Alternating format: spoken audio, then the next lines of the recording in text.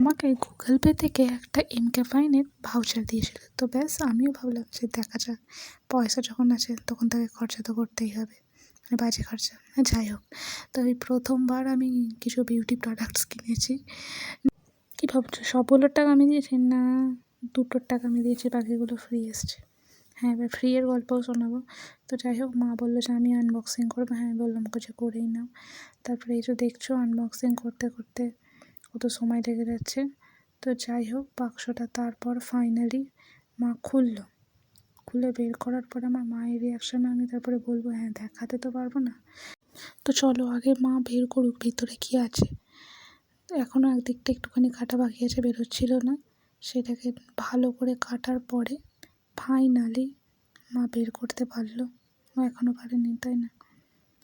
আমি বলছিলাম এদিক দিয়ে কাটো, ওদিক দিয়ে কাটো, মা বলছে তুই আমায় শেখাচ্ছিস, দেখে নিয়েছো কতক্ষণ সময় লাগলো। ঠিক আছে, মা তো মাই হয়।